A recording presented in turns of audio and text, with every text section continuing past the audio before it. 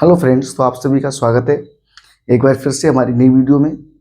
हम पढ़ रहे हैं इलेक्ट्रोस्टैटिक्स, जिसके अंदर हमने पहली वीडियो में पढ़ा था प्रॉपर्टीज ऑफ चार्ज के बारे में। और हमने कई प्रॉपर्टीज पढ़ी थी, invariance of charge, quantization of charge, same charge repel करते हैं, अपोजिट चार्ज अट्रैक्ट करते हैं। और प्रॉपर्टीज जो पढ़नी थी उनके बेसिस से हमने कुछ क्वेश्चंस पे किए थे उसकी नेक्स्ट वीडियो में। तो जिसने भी प्रॉपर्टीज ऑफ चार्ज नहीं पढ़ा है वो जाकर एक बार वो वीडियो देखे, उनके सारे चार्जेस से रिलेटेड जो बेसिक्स हैं वो क्लियर हो जाएंगे। आज हम बात करेंगे कि जब कोई दो चार्ज होते हैं तो उनके बीच में इंटरेक्शन कैसे होता है, यानी जो फोर्स होता है वो कितना लगता है। क्योंकि आपने पढ़ा है कि जब दो चार्ज होंगे तो या तो वो अट्रैक्ट करेंगे या रिपेल करेंगे। तो रिपेल और अट्रैक्ट करेंगे तो उनके बीच में फोर्स लगेगा, उस फोर्स को हम पढ़ने वाले हैं आज। तो आइए स्टार्ट करते हैं। जो फोर्स होगा उसके लिए एक लॉ दिया गया था, कूलाम्स लॉ। कूलाम्स लॉ में किसके बारे में बताता है? ये हम बताता है इंटरेक्शन बिटवीन चार्जेस के बीच में, ये दो चार्जेस के बीच में इंटरेक्शन कैसे होता है या फोर्स कैसे लगता है और कितना फोर्स लगता है। तो क्या बताया इन्होंने हमें कि मान लो हमारे पास दो चार्ज है, एक चार्ज है Q1 और एक चार्ज है Q2। मान लो कि दोनों के बीच की डिस्टेंस R है। तो उन्होंने हमें बताया कि इन दोनों चार्जेस के बीच में जो भी फोर्स लगेगा, चाहे अट्रैक्शन का हो चाहे रिपल्सन का हो, दोनों ही केसेस में जो फोर्स लगेगा वो डायरेक्टली प्रोपोर्शनल होगा दोनों चार्जेस के मैग्नीट्यूड के प्रोडक्ट के। यानी जो भी इनका मैग्नीट्यूड होगा, 2 कूलम, 3 कूलम, 4 कूलम, 5 कूलम, जो भी होगा उनका प्रोडक्ट करेंगे।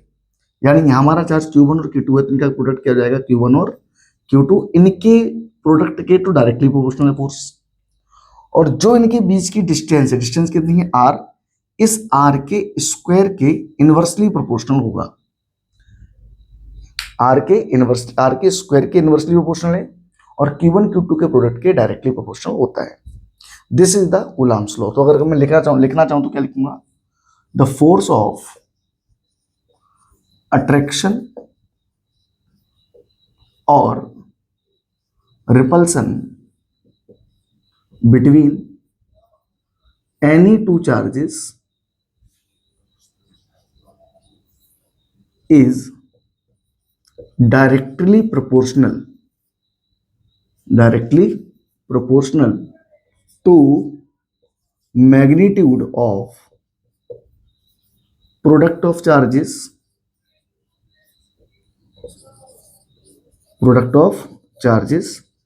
and inversely proportional to square of distance between them। यानी दोनों चार्जेस के प्रोडक्ट के तो डायरेक्टली प्रोपोर्शनल होगा और उनके बीच की जो भी डिस्टेंस होगी उसके इनवर्सली प्रोपोर्शनल होगा। तो ये हमारे पास लॉ आ गया। हमने क्या करा? इस प्रोपोर्शनल को हटाया और एक इक्वल का साइन लगाया, क्योंकि भाई प्रोपोर्शनलिटी जब भी रिमूव करते हैं तो वहां पर एक कांस्टेंट आता है। यहाँ जो कांस्टेंट आया उसको हमने K से डिनोट करा और आगे क्या था हमारा? Q1 Q2 by R square. तो ये हमारा फॉर्मूला जो आया है वो किसके बीच में आया है?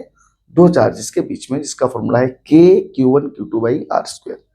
जहां K हमारा क्या है? Where K is Coulomb's constant. K क्या हमारा? Coulomb's constant. और K कूलाम्स कांस्टेंट जो है ये डिपेंड करता है मीडियम में, यानी K डिपेंड्स ऑन मीडियम। तो इसके बारे में हम चर्चा लेटर ऑन पार्ट में करेंगे, बाद में करेंगे। फिलहाल हम K को अभी ऐसा मान के चलते हैं कि ये कांस्टेंट है, ठीक है? इसको मैं भी याद रखना। और K की वैल्यू कैसे वरी करती है मीडियम के हिसाब से वो हम आगे पढ़ने वाले हैं। और K को हम ये भी लिख सकते हैं, K को लिख सकते हैं हम 1/4 पाई एप्सिलॉन नॉट, है ना?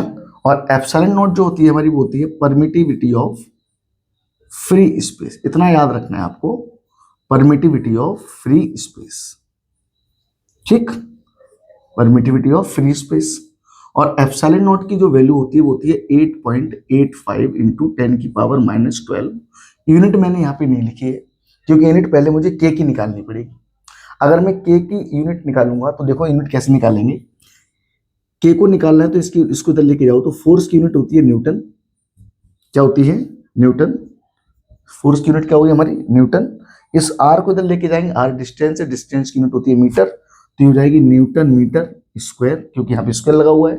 और ये Q1 Q2, Q1 यानी चार्ज है, चार्ज की यूनिट होती है कूलाम, तो इस कूलाम इंटू कूलाम, तो ये हो जाएगा कूलाम का स्क्वायर यानी पर कूलाम स्क्वायर, ये दोनों नीचे आएंगे। तो जो के की हमारी यूनिट आई वो आई न्यूटन मीटर स्क्वायर पर कूलाम स्क्वायर। क्लियर है? तो ये हमारी यूनिट आई। अब के एप्सिलॉन नॉट के इनवर्सली प्रोपोर्शनल है, यानी जो के की यूनिट होगी उसके इनवर्सली कौन सी है? Epsilon naught. तो एप्सिलॉन नॉट की यूनिट क्या हो जाएगी यहाँ से?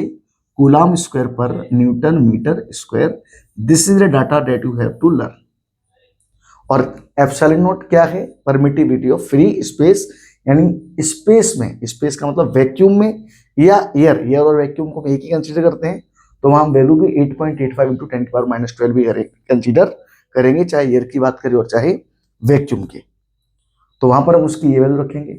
अब मैं अगर इस पे 8.85 रख दूं और 4 की जगह 4 पाई की वैल्यू रख दूं 3.14, तो जो के की वैल्यू आएगी वो आएगी 9 इंटू 10⁹9 न्यूटन मीटर स्क्वायर पर कूलाम स्क्वायर।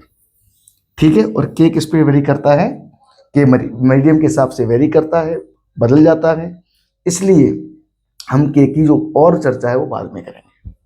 फिलहाल हमें लॉ पढ़ना था, तो लॉ हमारा क्या है? F = K Q1 Q2 by R square. I hope आज आपको मेरी बात समझ में आ गई होगी, है ना? तो आप इसको एक बार नोट कर लें, पॉज करके नोट कर लें, और फिर मैं इसको मिटाता हूं और आपको आगे की कहानी सुनाता हूं कि क्या है और क्या क्या चीजें होती हैं इसके अंदर। तो एक तो अपना लॉ आ गया, that is K Q1 Q2 by R square. ठीक है भाई? अब इसकी क्या क्या प्रॉपर्टीज और हमें क्या क्या बातें हैं जो याद रखनी है। Q1 और Q2 जो हमारे दो चार्ज थे, इनके बीच की दूरी हमने R कंसीडर करी थी। अब आपको पहली बात क्या याद रखनी है कि जो फोर्स लग रहा है इनके बीच में, ध्यान से देखो, ये इसको अट्रैक्टिव भी कर सकता है और रिपेल भी कर सकता है। यानी जो फोर्स होगा दोनों चार्जेस के बीच में, ये कैसा हो सकता है? अट्रैक्टिव भी हो सकता है और रिपल्सिव भी हो सकता है। अट्रैक्टिव भी हो सकता है और रिपल्सिव भी हो सकता है, पहली बात। दूसरी बात, जब ये इसको अट्रैक्ट करेगा, देख ध्यान सुनना मैं क्या बोल रहा हूं, Q1 Q2 को अगर अट्रैक्ट करेगा तो Q2 आएगा इधर, और Q2 इसको अट्रैक्ट करेगा तो Q1 जाएगा इधर। ये कब हुआ? जब ये अट्रैक्शन हो रहा है। ठीक है? ओके। लेकिन जब Q1 Q2 को रिपल करेगा, रिपल कब करेगा? जब ये इसका सेम चार्ज होंगे, तो Q2 जाएगा इधर और Q2 Q1 में फोर्स लगाएगा तो Q1 जाएगा इधर। इन दोनों में एक सिमिलरिटी दिख रही होगी आपको कि जब Q1 इधर जा रहा है तो Q2 इधर जा रहा है, और जब Q1 इधर जा रहा है तो Q2 उधर जा रहा है। इसका मतलब इस पे लगने वाला फोर्स इधर है अगर, तो Q1 पे लगने वाला फोर्स उधर है, यानी दोनों की डायरेक्शन एक दूसरे के अपोजिट है। और दोनों की डायरेक्शन अगर एक अपोजिट है और बराबर फोर्स लगता है, क्योंकि जितना फोर्स Q1 Q2 पे लगाएगा उतना ही फोर्स Q2 Q1 पे लगाएगा, तो क्या हो रहा है यहाँ पे? फोर्स का मैग्नीट्यूड बराबर है, चाहे Q1 Q2 पे फोर्स लगाए चाहे Q2 Q1 पे फोर्स लगाए, दोनों का मैग्नीट्यूड बराबर है और डायरेक्शन एक दूसरे के अपोजिट। ऐसा कहाँ होता था कि दो फोर्स किन्हीं भी दो के बीच में, दो बॉडी पे आपस में इंटरेक्शन का फोर्स लगे और उनकी डायरेक्शन अपोजिट हो, तो ऐसा कहाँ होता था? न्यूटन के थर्ड लॉ में, every action has equal and opposite reaction. तो इसका मतलब ये लॉ किसको फॉलो कर रहा है? It follows action reaction law, या मैं कह दूं कौन सा लॉ? न्यूटन्स, बोलो, थर्ड लॉ। न्यूटन के थर्ड लॉ को फॉलो करता है। क्लियर है? तीसरी बात, अगर ये दोनों चार्जेस, किसी बच्चे को ये बात बताइए कि एक्शन रिएक्शन लॉ को फॉलो करता है, तो मान लो उसने क्या इंटरप्रेट कर लिया कि सर Q1 ही है, Q2 है, उसने किताब से पढ़ा और उसने क्या इंटरप्रेट करा कि सर एक्शन रिएक्शन है, ठीक है, यानी इस पे लगेगा इधर, इस पे लगेगा इधर, है ना? तो ये क्या उसने सही इंटरप्रेट करा है? नहीं, सही इंटरप्रेशन नहीं है। क्यों? ये जो फोर्स लगता है वो दोनों चार्जेस को जोड़ने वाली लाइन के अलोंग ही एक्ट करता है। जिन दोनों चार्जेस को जोड़ने वाली लाइन होगी, उन दोनों चार्जेस को जो लाइन जोड़ेगी उसी लाइन के अलोंग काम करेगा। यानी यहाँ पे लगेगा ऐसे और यहाँ पे लगेगा ऐसे, अगर ये अट्रैक्ट कर रहे हैं, और रिपेल करेगा तो यहाँ लगेगा ऐसे और यहाँ लगेगा ऐसे। तो इसका मतलब ये उसी लाइन के अलोंग काम करता है जो इन दोनों चार्जेस को ज्वाइन करती है। तो मैं क्या लिख सकता हूं, it acts along the line joining two charges, line joining two charges। Clear है भाई? दोनों चार्जेस को जोड़ने वाली लाइन के अलॉन्ग काम करता है। इसका मतलब ये एक कैसा फोर्स है, सेंट्रल फोर्स है। सेंट्रल फोर्स है, उनके सेंटर को जोड़ने वाली लाइन के बीच में काम करता है। क्लियर है? चौथा पॉइंट क्या याद रखना है अपने को, कि ये जो फोर्स लग रहा है, ये केवल पॉइंट चार्जेस के लिए वैलिड होता है। पॉइंट चार्ज मतलब बहुत छोटे छोटे चार्ज है ना, पॉइंट साइज के चार्ज हैं। या फिर ऐसे मान लो कि चार्ज भले ही बड़ा है पर उनके बीच की दूरी ऐसी दूर दूर कर दो अपन, तो अपने क्या लगेगा कि जब दूर से देखेंगे तो क्या वो पॉइंट चार्ज नजर आएंगे। यानी ये केवल पॉइंट चार्जेस के लिए वैलिड है, यानी it is valid for only point charges. किसके लिए वैलिड है? केवल ये पॉइंट चार्जेस के लिए है। यानी मैं कह सकता हूं it is valid for point charges. एक बात तो याद रखनी है। दूसरी बात ये याद रखनी है कि ये जब भी लगता है जब चार्ज किस में हो, रेस्ट में हो। किस में हो? चार्ज एक्ट्स, पांचवा पॉइंट हो जाएगा, acts only when charges are at rest, तभी तक ये वैलिड है। लेकिन अगर एक चार्ज रेस्ट में और एक मोशन में हो तब भी ये वैलिड होता है। Also valid if one charge is at पैराबोर्ड पे rest and other is in motion, तब भी ये काम में आता है, तब भी ये लॉ वैलिड होता है। I hope you understand. तो हमने क्या क्या प्रॉपर्टी पढ़ी? ये अट्रैक्टिव और रिपल्सिव हो सकता है, एक्शन रिएक्शन लॉ को फॉलो करता है, उसी लाइन के अलोंग काम करता है जो उनको ज्वाइन कराती है, और ये एक सेंट्रल फोर्स है। ये केवल पॉइंट चार्जेस के लिए वैलिड होता है। केवल कब वैलिड होता है? जब दोनों चार्ज रेस्ट में हो या एक रेस्ट में और एक मोशन में हो। I hope you understand.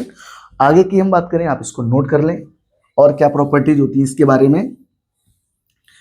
और इसकी प्रॉपर्टी है कि अगर मान लो कि दो चार्जेस हैं, एक प्लस क्यू चार्ज मान लो और एक मान लो माइनस क्यू चार्ज, ठीक, इनके बीच में बढ़िया सा क्या चल रहा है? प्रेम प्रसंग चल रहा है भाई, दोनों एक दूसरे को अटैक कर रहे हैं। अब प्रेम प्रसंग चल रहा था, बीच में एक दूसरा माइनस क्यू चार्ज आ गया ऐसे, ठीक है। अब क्या होगा? क्या ये चार्ज भी इस पे फोर्स लगाएगा? बिल्कुल लगाएगा सर, ऐसे लगाएगा। तो जब इन दोनों के बीच में मान लो कोई फोर्स लग रहा था F, मैं मान लेता हूं F 10 न्यूटन है, ऐसे मान के चलता हूं, तो तीसरा चार्ज जब आएगा तो इनके बीच में भी प्रेम बढ़ेगा, इनके बीच में प्रेम बढ़ेगा, तो इन दो के बीच में जब तीसरा आएगा तो क्या फर्क पड़ेगा? तो क्या फर्क पड़ेगा भाई? क्या इनके बीच में प्रेम नहीं होगा? बिल्कुल होगा। यानी यहां पे भी एक फोर्स डेवलप हो जाएगा। तो इनकी वजह से इन दोनों के बीच में अगर 10 न्यूटन फोर्स लग रहा था तो वो भी कितना लगेगा? 10 ही लगेगा। और जो इनके बीच में लग रहा है वो अलग लगेगा। यानी इस चार्ज की वजह से जो फोर्स लग रहा है वो जो पहले लग रहा था वो तीसरे चार्ज के आने से उस पर कोई फर्क पड़ने वाला नहीं है। कि अगर दो लोगों के बीच में किसी तीसरे की एंट्री हो जाए तो इनके प्रेम पर कोई फर्क नहीं पड़ता। रियल लाइफ में ऐसा नहीं होता। रियल लाइफ में अगर ऐसा हो जाए तो पहला वाला तो जाएगा ही, दूसरा वाला भी जाएगा, है ना। तो मैं क्या लिख सकता हूं कि प्रेजेंस ऑफ थर्ड चार्ज या एनी अदर चार्ज, कुछ बोल दो, does not effect the force between two charges. दो चार्ज के बीच में जो पहले फोर्स लग रहा था उस पर तीसरे चार्ज की वजह से कोई भी इफेक्ट आने वाला नहीं है। और एक अपन ने जो प्रॉपर्टी पढ़ी थी, अपन ने क्या पढ़ा था, F is equal to K Q1 Q2 by R square, यानी K की वैल्यू मीडियम पे डिपेंड करती है। जब ये मीडियम पे डिपेंड करता है तो फोर्स भी मीडियम पे डिपेंड करेगा। इसका मतलब मैं ये लिख सकता हूं कि जो इलेक्ट्रोस्टैटिक फोर्स है यानी F इलेक्ट्रोस्टैटिक है, डिपेंड्स ऑन मीडियम। बोलो क्लियर है, किस पे डिपेंड करेगा, ये मीडियम पे भी डिपेंड करेगा। तो आई होप को मेरी सारी बातें आपको समझ में आ रही हों कि ये फोर्स अलोंग द लाइन काम करता है ना, और अपोजिट डायरेक्शन में काम करता है, और ये फोर्स एक दूसरे को कैंसिल आउट भी नहीं करता है। ये सारी प्रॉपर्टी हमें चार्ज के बारे में या दो चार्जेस के बीच में लगने वाले फोर्सेस के बारे में पता होनी चाहिए। क्लियर है भाई। अब हम बात करते हैं कि अगर ये हमने अभी जो फोर्स निकाला अपन ने के Q1 Q2 by R square तो निकाला है, ये तो हमने मैग्नीट्यूड निकाला है, और हम जानते हैं कि सर फोर्स तो एक कैसी क्वांटिटी है, वेक्टर क्वांटिटी है। तो सर इसको वेक्टर फॉर्म में कैसे लिखा जाएगा, जो कि बोर्ड में बहुत पूछा जाता है और सीबीएसई में तो बहुत ज्यादा फेमस है। कौन सी form, vector form of Coulomb's law, vector form of Coulomb's law. क्या है वेक्टर फॉर्म, तो ध्यान समझो कि हम इसको वेक्टर में लिखना चाहेंगे, और वेक्टर फॉर्म में क्या होनी चाहिए, एक डायरेक्शन और होनी चाहिए। भाई F बराबर के Q1 Q2 स्क्वायर, ये हमारे पास मैग्नीट्यूड तो आ गया। अब हमें जो बेसिकली रिक्वायरमेंट है वो डायरेक्शन की है। तो कैसे करेंगे, ध्यान से देखेंगे सभी लोग। ये जो अपने पास मान लो कि ऐसे करके कार्टेशियन प्लेन है, मैंने मान लिया कि इसकी ओरिजिन से एक R1 वेक्टर है जहां पर रखा है चार्ज Q1, ओके, और एक दूसरा वेक्टर है R2 जहां पे रखा है चार्ज Q2, ठीक। और इन दोनों चार्जेस के बीच की दूरी है वो है R वेक्टर। क्या है, R वेक्टर। अब हम जानते हैं कि Q1 फोर्स लगाएगा Q2 पे और Q2 फोर्स लगाएगा Q1 पे। तो मैं अगर Q2 की बात करूं तो मैं ऐसे लिखूंगा फोर्स ऑन 2 का मतलब दूसरा वाला चार्ज, किसकी वजह से, तो फोर्स ऑन 2 ड्यू टू 1, कितना होगा वो, के Q1 Q2 by R square, ये इसका मैग्नीट्यूड होगा। क्लियर है। और इतना ही किसका होगा, फोर्स ऑन 1 ड्यू टू 2, क्योंकि दोनों का फोर्स तो बराबर ही होता है तो उसका मैग्नीट्यूड भी बराबर होता है।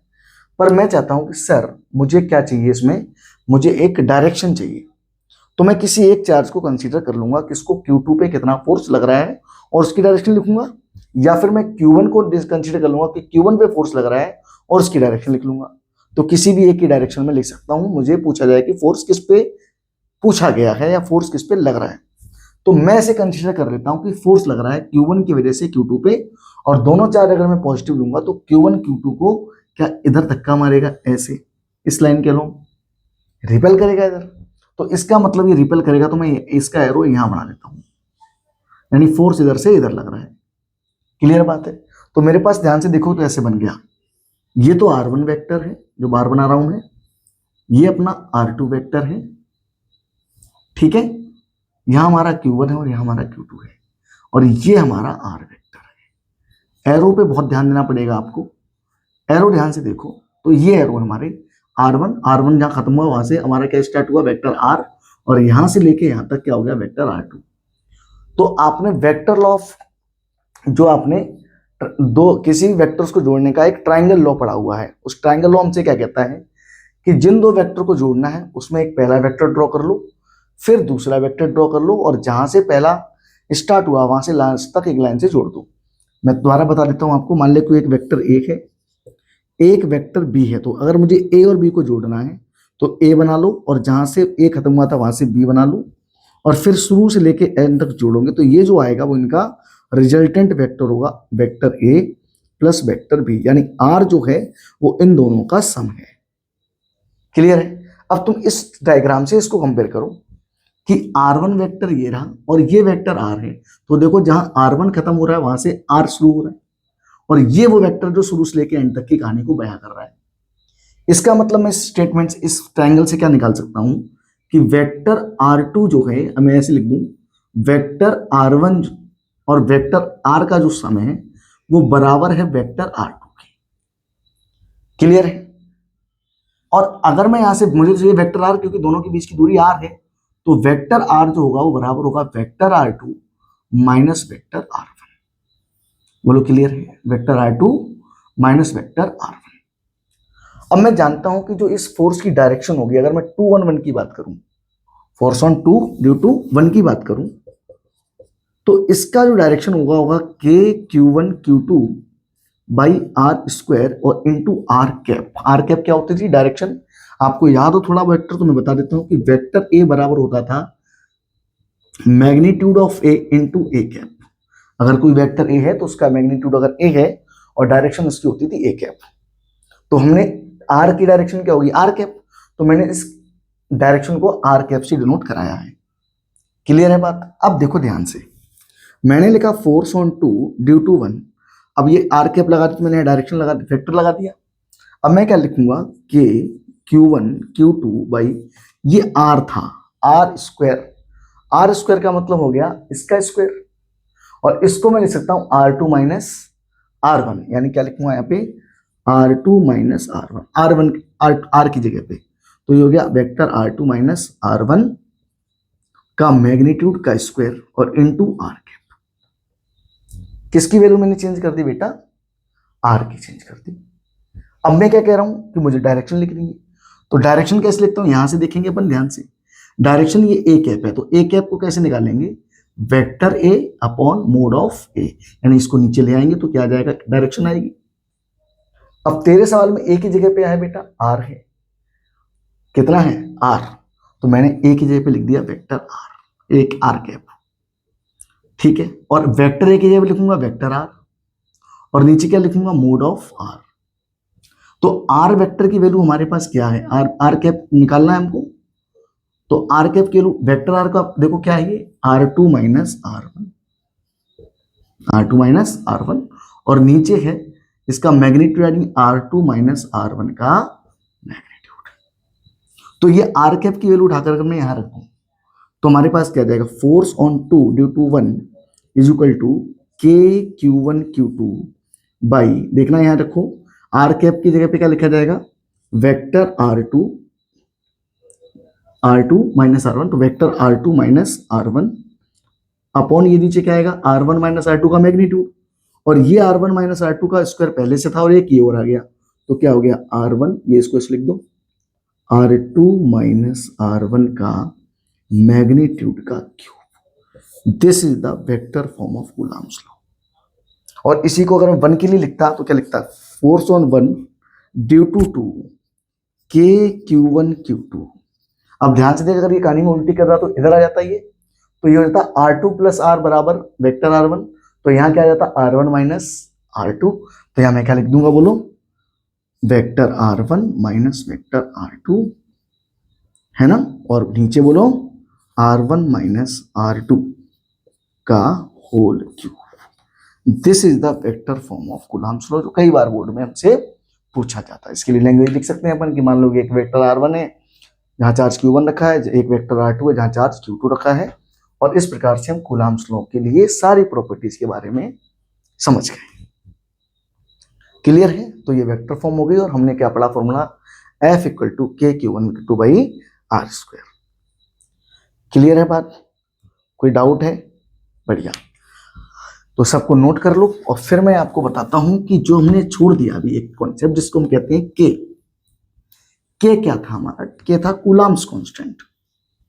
थोड़ी सी चर्चा उस पर करते हैं, आ जाओ। तो हमने के की जो चर्चा करी थी, के में मैंने क्या बोला आपको? ये के है, के को मैंने लिखा था 1/4 पाई एप्सिलॉन नॉट, जहां एप्सिलॉन नॉट थी हमारी परमिटिविटी ऑफ क्या? Free space, permittivity of free space. अब ये परमिटिविटी क्या है? नाम से ऐसा लगता है कि परमिट करता होगा, है ना। क्या करता होगा? परमिटिविटी, नाम से क्या लगता है? ये परमिट करता होगा। किस चीज को परमिट कर रहा है? बेसिकली ये उस मीडियम को परमिट करता है कि जाओ, जाकर दो चार्जों के बीच में जो फोर्स लग रहा है उसको जाके डिक्रीज कर दो। क्या करता है एप्सिलॉन? इट डिक्रीजेस, या इट कह दूं, इट अलाउज, या ऐसे लिखो और बढ़िया लगेगा, it permits its own medium to decrease the force या इंटरेक्शन बिटवीन चार्जेस। ये क्या करता है, चार्जेस के बीच में जो भी फोर्स लग रहा है, तो जैसे आप मीडियम चेंज करो तो अपने मीडियम को बोला जाओ जाके उसको कम करो, यानी जैसे जैसे आप मीडियम को चेंज करोगे वैसे वैसे ये क्या करेगा, कम करेगा। यानी ये स्पेस की बीडी एफ स्पेस की परमिटिविटी है, तो स्पेस में इसकी वैल्यू क्या थी 8.85 इंटू 10⁻12, इतना तो ये कम कर देता है। पर अगर ये मीडियम दूसरा हो तो फिर क्या होगा कहानी, तो ये जितना उसका परमिटिविटी होगी उसके हिसाब से उसको बोलेगा कि जाओ उसको उतने होना कम। मान लो किसी की परमिटिविटी 2 है, तो यहाँ पे क्या, तो ये फोर्स कितना कम हो जाएगा, 2 गुना। तो उसके लिए हम वर्ड पढ़ते हैं रिलेटिव परमिटिविटी। क्या पढ़ते हैं, रिलेटिव परमिटिविटी। ये क्या है रिलेटिव परमिटिविटी, ध्यान से देखो। अगर मैं स्पेस की बात करूं तो मैं क्या लिखता हूं, वहां पे फोर्स इन स्पेस की बात करता हूं, एयर की बात करता हूं, तो मैं लिखता के Q1 Q2 बाई बोलो R²। मैग्नीट्यूड की बात कर रहे हैं अपन, के की वैल्यू क्या थी, तो मैं इसको लिख देता 1/4 pi epsilon not Q1 Q2 by R²। अगर ये किसी मीडियम की बात होती मैं लिखता के Q1 Q2, और के को मैं क्या लिखता, के फॉर किसके लिए, मीडियम के लिए 1R²। तो इसको मैं क्या लिखता 1/4 pi epsilon of medium Q1 Q2 by R²। अगर मैं इस इक्वेशन को इससे डिवाइड कर दूं तो डिवाइड करने पर क्या होगा, इधर आ जाएगा एफ ऑफ एयर, इधर आएगा एफ इन मीडियम, इधर आ जाएगा बोलो ये देखो 1/4 पाई Q1 Q2 और R² कट जाएंगे, तो यहां बचेगा बोलो क्या 1/ε0, यहां बचेगा 1/ε m। तो इसको मैं ऊपर लेके जाऊंगा, इसको यहां लेके जाऊंगा, तो force on air upon force in medium जो लगा वो लगा ε0 m/ε0। ε/m अपॉन ε0 m को बोलते हैं ε0 r, इसको बोलते हैं रिलेटिव परमिटिविटी। अब ये सब क्या झोल है वो समझते हैं अपन।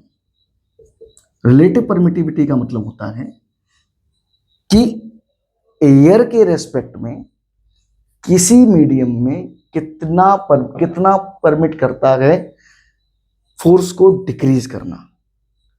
फिर से सुनो, रिलेटिव परमिटिविटी जिसमें ये बताती है कि स्पेस यानी फ्री स्पेस यानी वैक्यूम और एयर के रेस्पेक्ट में कितने गुना कम या ज्यादा ये उसको डिक्रीज करने के लिए बोलेगा अपने फील्ड को। आप इसको रिलेटिव डेंसिटी के टर्म से समझ सकते हो कि अगर किसी की रिलेटिव डेंसिटी 2 है, इसका मतलब पानी की तुलना में, वाटर की तुलना में वो 2 गुना डेंसिटी ज्यादा रखता है।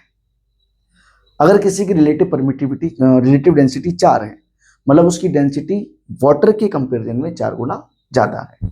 सेम कहानी यहाँ है, अगर किसी की रिलेटिव परमिटिविटी 2 है, इसका मतलब उस मीडियम की परमिटिविटी इस वैक्यूम की परमिटिविटी के मुकाबले 2 गुना ज्यादा है।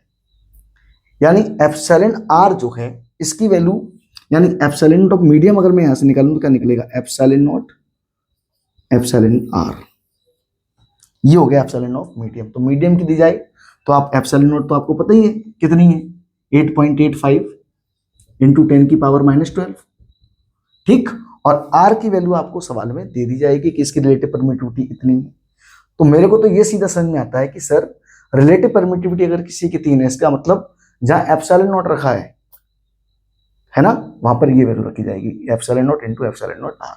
यानी 8.85 में मैं 3 का मल्टीप्लाई कर दूंगा, या ऐसा समझ के अगर मैं 3 का मल्टीप्लाई यहां करूंगा तो फोर्स 3 गुना कम हो जाएगा। यानी जिस मीडियम की जितनी रिलेटिव परमिटिविटी होगी वो एयर की तुलना में उतने ही गुना फोर्स को डिक्रीज कर देगा।